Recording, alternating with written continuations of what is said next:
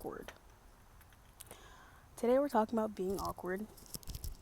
It's day one of Care Talks, and I'm gonna be talking about just things that y'all can agree with and relate with.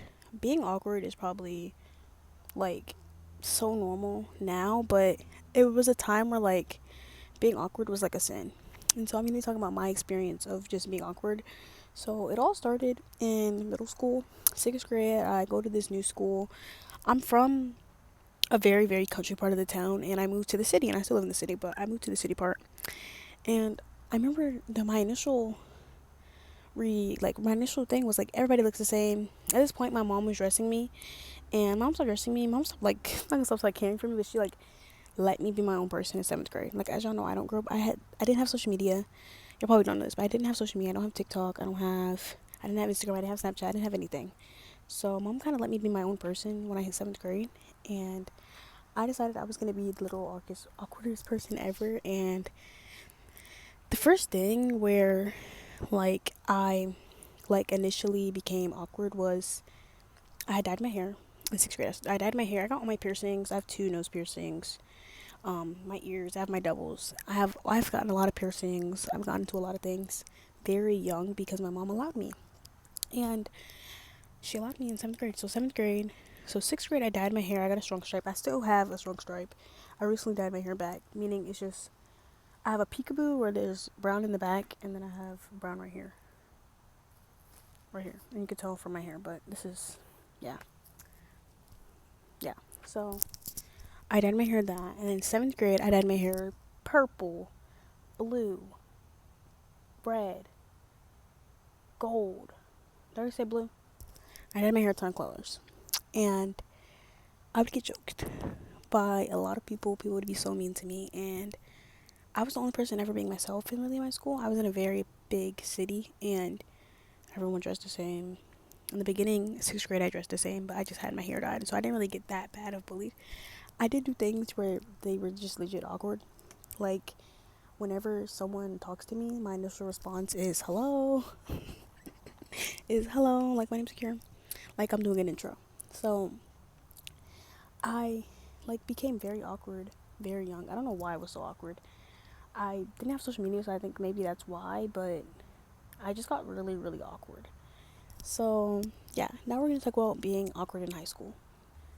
Being awkward in high school is so much different than being awkward in high school, and I just will say like in high school, since I'm about to graduate, it's been like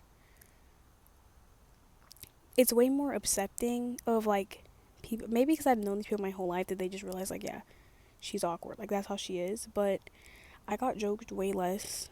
I met friends who were awkward as well and like knew how to communicate with me. But I just want to say that you being awkward now and you being in, I'm not gonna call it a phase. You being that person that you are, there's gonna be someone out there who is gonna accept you either way. Like it's crazy. It's like what, like 9, 10 billion people in this world, and it's like, whoa. It's like whoa. Like there's so many people in the world, but it's gonna be someone out there for you who can understand you. And I'm not promising this, I'm just saying that to help, because when I was very awkward, I felt like no one knew and understood me and thought that I was weird. And like either like I always say the opposites attract, because my bestest of the friends are not awkward. They're very like popular, they're friends with people, and it's just like I'm not. And so I will say that like it's okay to be awkward. Like it's okay. Don't like think like, oh, I'm not gonna make friends, I'm not gonna get a boyfriend. The second one might be alright because I haven't had a boyfriend, but it's like being awkward is like being yourself. I feel like we're in the epidemic where being yourself is so normal. And I'm doing this for my ancestors. My ancestors couldn't be themselves. They couldn't do things. They had to be in a stereotype. They had to do things a certain way. Everything that they known was given to them. And like I said, in seventh grade, my mom gave me the biggest responsibility, which was she stopped doing my hair. She stopped like picking out my clothes for me. She stopped doing everything for me. She let me be the person that I am today without any stress, and she accepted anything. When I told her I wanted my nose pierced, she took me and got it. You can't really tell it, but she took me and got it. Not even, I think it was not even 24 hours later when I told her that I wanted to dye my hair pink, purple, red, orange, green, yellow, blue. She took me to go get it professionally done, or she bought me some hair dye and did it herself. When I told her I wanted to have a new style, she was there for me. And some people do not have that. And I'm so blessed that I do have a system like that where I can be myself, be my awkward self, and not feel ashamed. And some people genuinely don't have that. So I'm just so blessed and so happy that my mom gave me like an option to be myself. Next thing we're talking about is, how did I overcome being awkward? I didn't. I'm still the most awkward person ever. It was really, really bad though. Like, it got bad to the point where I was like, I couldn't talk to adults because I would be like this. I couldn't talk to kids my age and adults. I couldn't talk to anyone. I was really like a loner for a long time. I would just sit there like this. I don't know. I was very awkward, and having a bubbly personality kind of helped me get over that.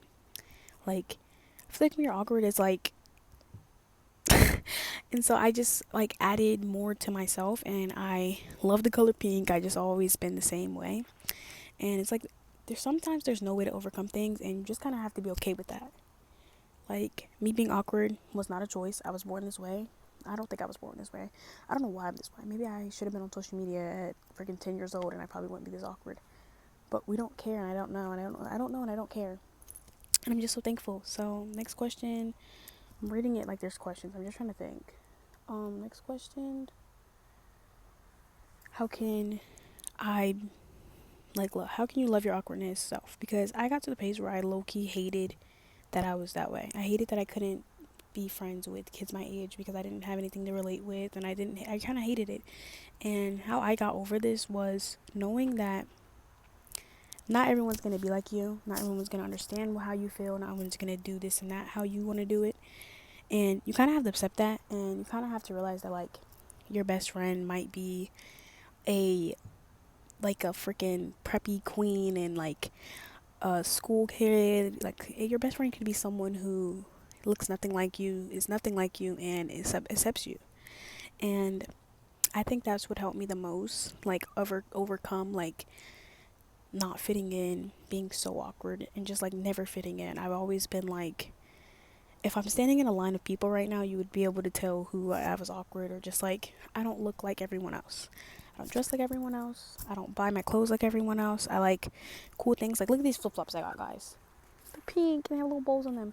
I love to be myself, and that being my authentic self is just so amazing. Like, I don't do what everyone else does, and it's not even like pick me like, oh, I'm not like other girls. I'm genuinely just like, I've never fit in. I've never been like everyone else. And I'm so happy that I am the way I am, and I'm scared. Did y'all hear that? It was so loud.